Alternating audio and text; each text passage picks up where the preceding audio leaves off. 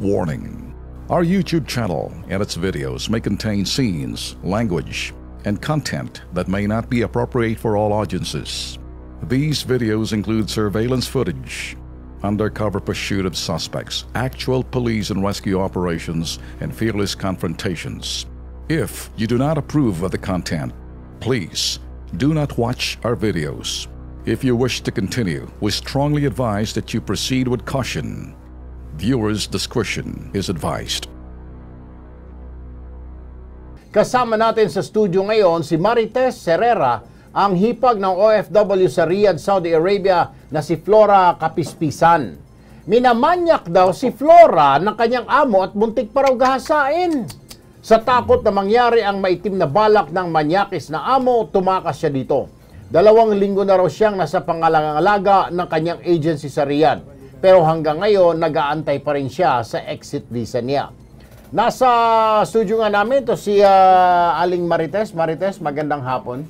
Magandang hapon po, sir. Ano po ang sabi sa inyo ni Flora, yung kailan niyo siyang latest na nakausap ngayong araw?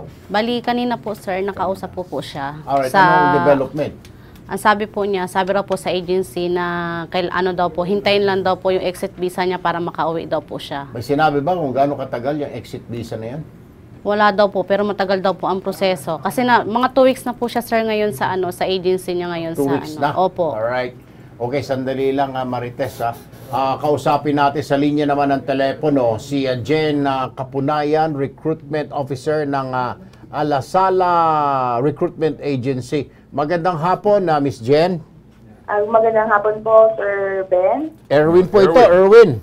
Sir Erwin, Opo. po. Live po tayo sa PTV4 at saka sa Facebook po. Ma'am, kailan kaya?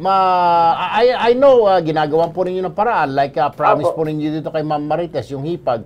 Pero, ang estimate po ninyo, kailan ninyo mapapauwi po ito? Kaya? Kasi po nung nakaraan, sir, dinala po siya sa Polo sa Saudi. Okay. Para po makausap yung employer and then po yung worker natin. Alright. So, napag-usapan po doon na pumayag na po si employer na pauuwiin tong si worker na si Flora Kapispisan. Okay. So, ngayon, sir, nagstay po siya sa accommodation po ng aming agency sa Saudi. Yun nga po yung Alasala Recruitment Office. Ano naman po siya doon? Okay naman po siya doon. Actually, sir, ngayon po, kausap po siya sa Facebook na sinasabi ko po na meron nga po akong interview sa inyo today. Alright.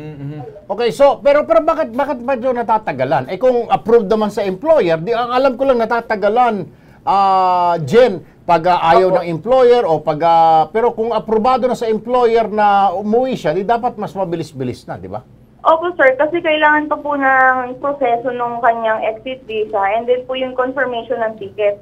Saka, sir, Ramadan po kasi ngayon. Okay. Kaya Alright. medyo nahihirapan po siguro silang kumuha ng ticket ngayon. Okay, Pero Jen, sure naman, sir, na makakauwi yung worker. Okay, Jen, sandali lang ha. Kasama kasi rin natin ngayon sa studio. Alam niyo naman, every afternoon, kasama kami laging tiga Overseas Workers Welfare Administration dito. Sandali lang, Jen, hingi lang tayo ng opinion naman mula dito kay Ma'am Josephine Tobia, head siya ng advocacy unit ng OWA. Ma'am Josephine, ganito ba talaga ito? Na it will take some time kahit na approved na sa employer? I think the problem here is yung ticket availability at saka yung Ramadan nga. Medyo slow ang kanilang action ngayon. Nagbigay naman sila ng advisory on that. Pero, but definitely, we can expedite yung kanyang pagpapauwi. pero at least, pasalamat na rin siguro tayo, Ma'am Josephine, na nailabas na siya Yes, sa employer niya. nasa custody na siya ng agency. Okay na yun. Alright.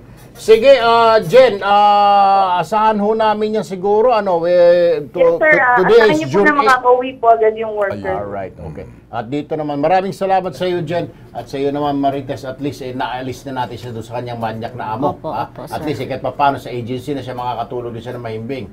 Opo, Hindi kagaya pag sa amo, kapag may demonyo dyan na ali-aligid, alam mo na sa Opo, Satanas sir. yung kamay, gumagapa. Kasi na-trauma na rin po kasi siya, sir. Yung kamay ng Satanas, parang magaling mag-draw. Kaya kung saan napunta.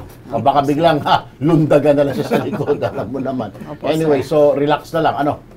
Ito nga, may nakausap na natin agency, si ma'am ng OWA, so nothing to worry about. bilang nila siguro tayo ng araw. Ano? Sige po sir, maraming salamat po kasi nag-aalala rin po kasi yung asawa at saka yung mga anak din iyak ng iyak. Kaya talagang sinika po talaga namin na makahingi ng tulong dito sa inyo. Kaya nga, tututukan naman natin ito hanggang sa makauwi itong yung Flora Kapispisan. Flora Kapispisan. Gobyerno nang tutulong, ha? Nandiyan si Miss Josephine Tobio. Salamat Pati po very naman. cooperative yung Alasala. Ay, Pwede natin ilagay sa honor roll yan. yan. Salamat naman yung mga ganitong agency. Ito yung mga agency Yan. talaga, Tolben, Tama. na nakikita mo, Exactly. Ma'am Josephine, na nagko-cooperate. Oh, yes. Binabantayan. Hindi kagaya ng mga balasubas sa agency na kausap natin na ipaalis yung OFW. Bahala ka na dyan. Sa buhay mo. Bahala ka na rin umuwi dito. Wala na kami pakialam. Anyway, maraming salamat po. Maraming salamat dun, Ma'am Josephine Tobio. Thank you. No problem.